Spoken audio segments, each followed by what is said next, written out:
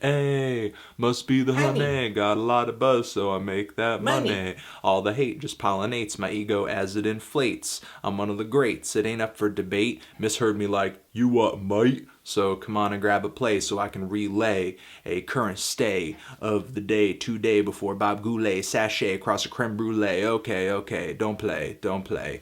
I apologize for my shitty flow. But honey, I got my nuts in your Cheerios. Ow! Hi everyone, Anthony Fantano here, the internet's busiest music nerd. And it's time for a review of the new Pixies record, Indie Cindy. Pixies, or as they are otherwise known, the Pixies, are a seminal alternative rock band hailing from Boston, and they pumped out 4 of the most essential records in this genre in 4 short years. Surfer Rosa, Doolittle, Trompe Le Monde, and my personal favorite, Bossa Nova. A little bit of surf influences on the songs here, really explosive choruses, Frank Black's trademark screams, and melodic vocals as well. A really distinct guitar tone on these songs, really bouncy, sharp reverb on some of the instrumentation too. Really fun, sticky songs, occasionally some very out there song subjects. Pixies really had a sound and a vibe of their own in their time, in their heyday. The band hit a creative stride that was nothing short of amazing in this short period of time, which was ended abruptly in the early 90s by band tension, but then just about 10 years later the band reformed, but nothing really came of it other than, like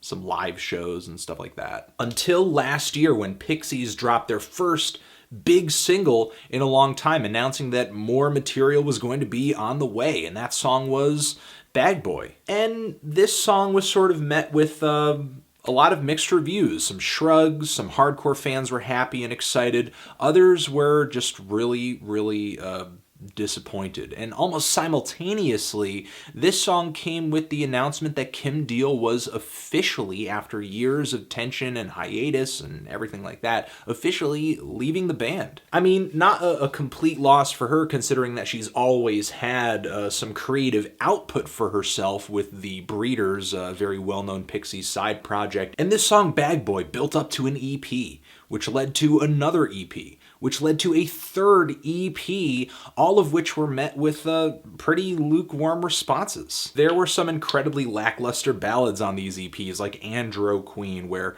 Frank Black is singing very boringly over this very reserved rock instrumentation, and he has this weird effect on his voice to make his singing feel more robotic or something like that, I guess to play into the theme of the song. And there are tracks on here as well that try to build off of these really aggressive, in-your-face, spoken word verses like Bag Boy and the title track from this thing too, but there's not much in terms of message or delivery that's really all that gripping, that warrants anything more than a few initial listens. It's not anything that I'm dying to return to. And there are moments on these EPs as well, like Magdalena 318, where really it's maybe the most unfinished sounding song that Pixies have put out across all of these EPs.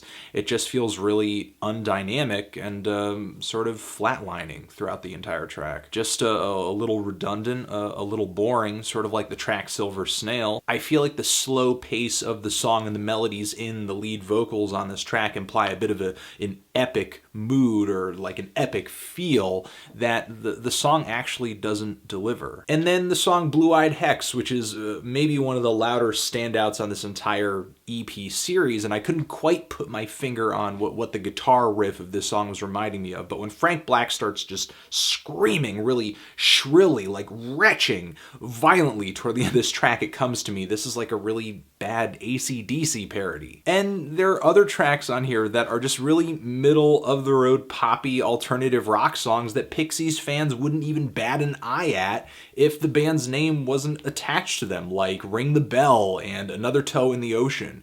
And the thing is, Pixies fans, even with the band's name attached to these songs, aren't really batting an eye at these tracks. For sure, they still have their sonic formula memorized for the most part.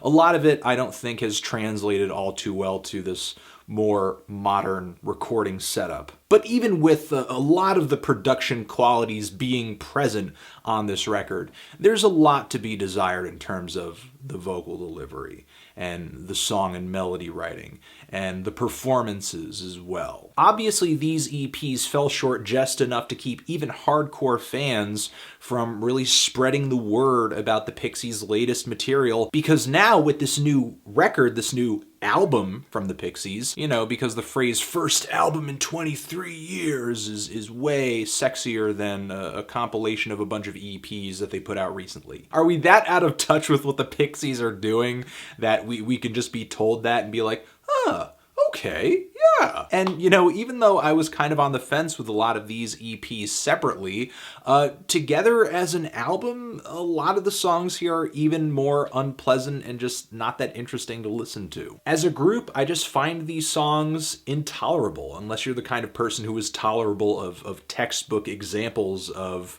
disappointing comeback records. I'm not really finding a whole lot to love on this record. The only songs that I really dug were Jamie Bravo, which has some fantastic vocal harmonies and melodically and just tune-wise is one of the best songs this record has to offer. And then there is What Goes Boom, which is really the brightest spot this record has to offer in terms of that more aggressive side of the Pixies. And I think can go toe-to-toe most definitely with some of their past material as well. Just really great, over-the-top, ear-grabbing vocals from Frank on this track and a very heavy, hard-hitting riff. Overall, this is an incredibly lackluster return for Pixies, to be completely honest. However, if you've been following their exploits with these EPs leading up to this record, you pretty much already knew that.